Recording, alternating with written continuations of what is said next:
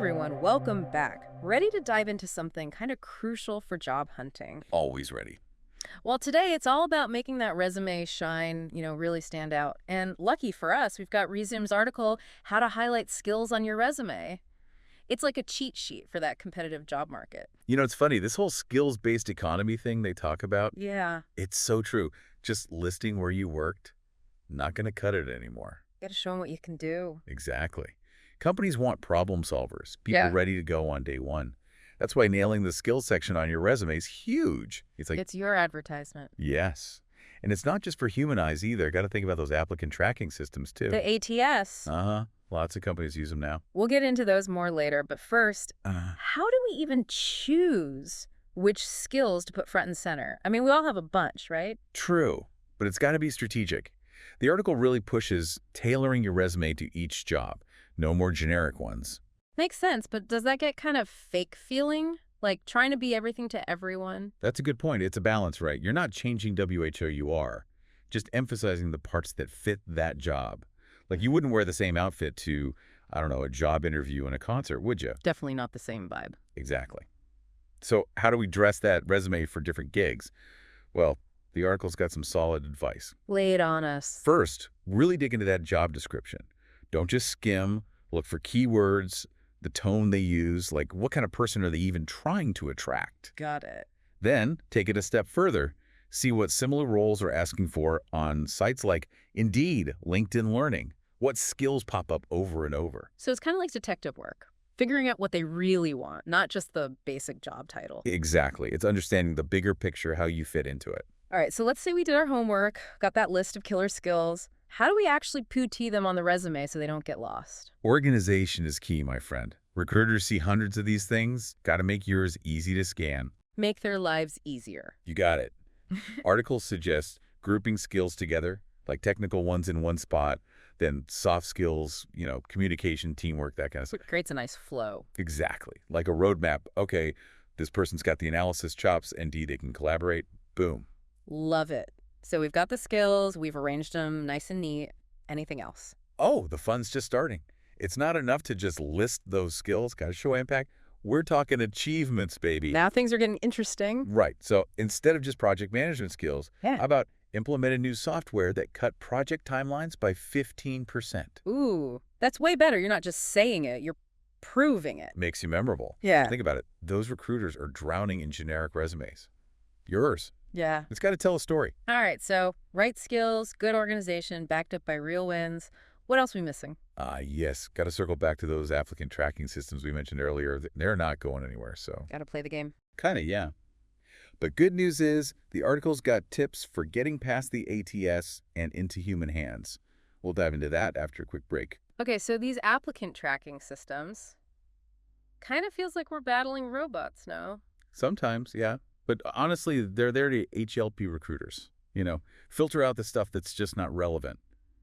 If you think of it that way, it's easier to work with the ATS, not against it. All right, good point. So how do we make a resume that both the robot Andy human-like? Article's got some good stuff on that. One big thing is using plain language. Like industry terms, sure, but no super fancy jargon that an ATS might not get. So even if I've got some cool, trendy name for my skill, I should include the basic version too, just in case. Exactly. Like, let's say you're in marketing and you're all about growth hacking, right? That's the buzzword, but put in digital marketing, SEO, stuff like that too. It's like translating for the robot. Yeah.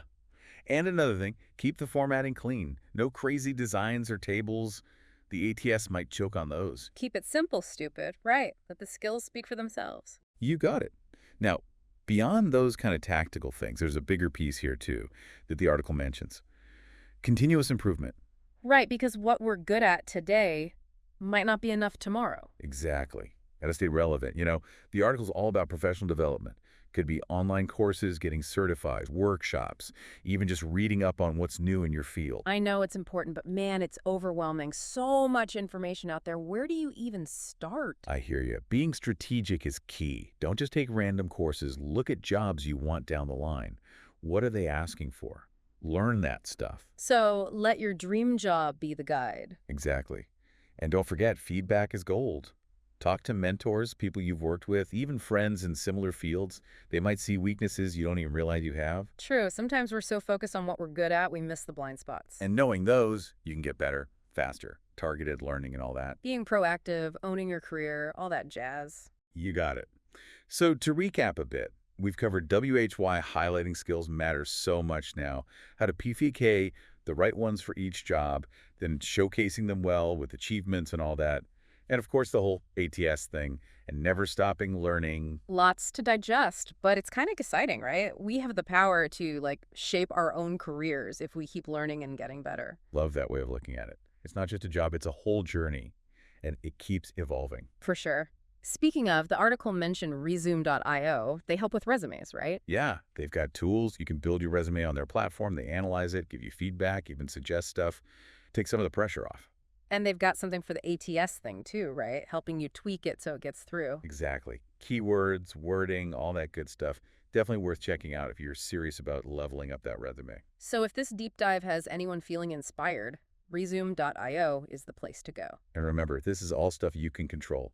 Get those skills down, learn more as you go, and you'll be amazed at what happens. It's like taking charge of the story you're telling, right? Not just waiting for someone to give you a chance. Yes, that's what I love about this whole thing. And that kind of leads me to a final thought I want to leave you with. Think about it, your skills. They're more than just like words on a page. They're what you bring to the table. What makes you valuable? Able to change with things. And in the end, that's what success is. So it's not just getting that job, it's building a whole career, something that keeps going. Exactly. That's a journey worth taking, for sure. Couldn't agree more. Well, folks, that about wraps up our deep dive into the resume world. Hopefully you've got some new ideas brewing, feeling ready to tackle that job hunt head on. Remember, your skills, that's your power. Show them off right, keep learning, and the sky's the limit. Thanks for hanging out with us on the deep dive. Keep exploring, keep learning, and we'll see you next time for another deep dive.